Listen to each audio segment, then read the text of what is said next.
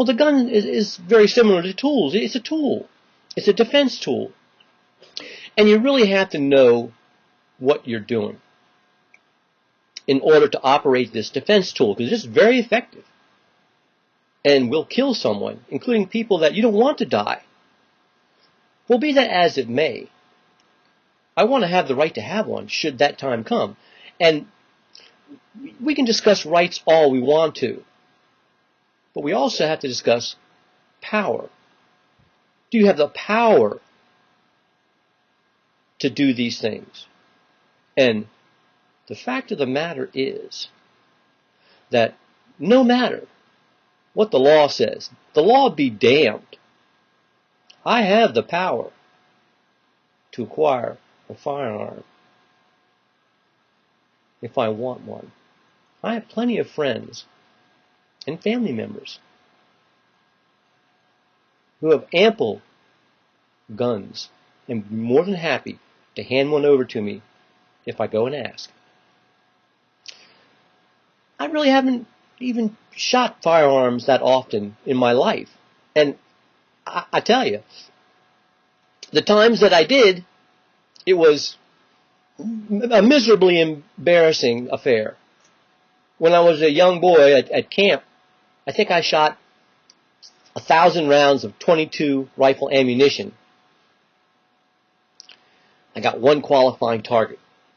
Okay, so I'm not the modern day version of Sergeant York. But I am smart enough to know that if I'm going to get a gun and use a gun, I would certainly learn how to operate it.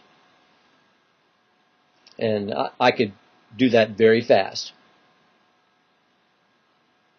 if need be. Hopefully that's not the case. But I do like the fact that other people, law-abiding people, nice people, have guns.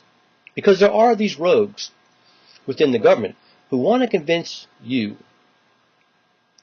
that words caused this problem that happened down in Tucson, which may or may not have had an assist from these rogues within the federal government. But it's sad that you have to wonder that that is even the case.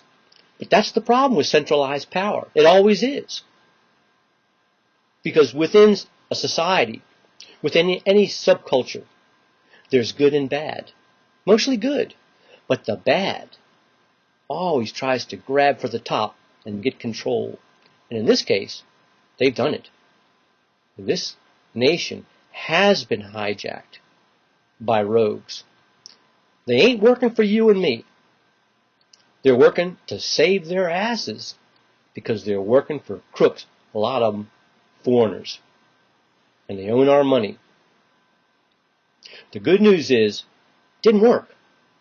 They were already backtracking on their antique media, or trying to weasel their way out of this new fight that they were trying to start up about words causing this guy who was taking hallucinogens every day and was a little addle-brained.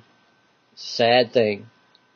But trying to blame it on people like me who are pointing out that they're traitors in this government, who've been doing treason for half a century, maybe more. These are the same cats that really pulled the trigger with JFK. Not the patsy Lee Harvey Oswald. These are the same guys that got on the enemy antique television networks and told all of us that there was an incident in the Gulf of Tonkin and the North Vietnamese actually shot at our boys out in international waters. And we couldn't have that.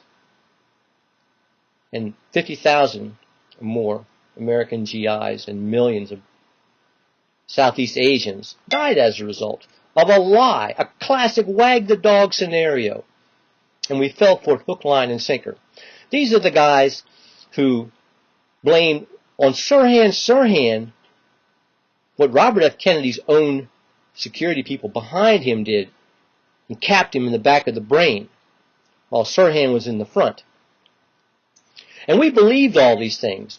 Like what they said about MLK, being that it was his birthday yesterday. And for Americans, especially black Americans, to sit back and be content with a holiday to celebrate Martin Luther King, when the evil dogs that murdered him are still in charge. That's not good enough. That's not good enough. You have to join us. When I mean us, I mean the people of this earth who want to be free, who don't want to be slaves to these bankers anymore, who want to have the freedom to say, hey, there's traitors in this government. There's traitors who blamed 19 patsy Arabs, many of them who are still alive, for the controlled demolition of 3 skyscrapers filled with Americans, just to sucker the rest of us. And when I say the rest of us, I mean yours truly right here, because they had me good, and I believed it for 6 years. Because just the idea that there could be such evil in our government, or anywhere for that matter, that could cause 3 buildings filled with people, really from all around the world, to be imploded on purpose, using controlled demolition. It's too disgusting to believe. But just because something is too disgusting to believe, it doesn't mean it's not true. There is treason in this country. And you better wake up fast, because they're getting ready to fix everybody's wagon real good. But the reality is, there's millions of us, hundreds of millions of us in this country, and billions of us around the world, who are basically good folks.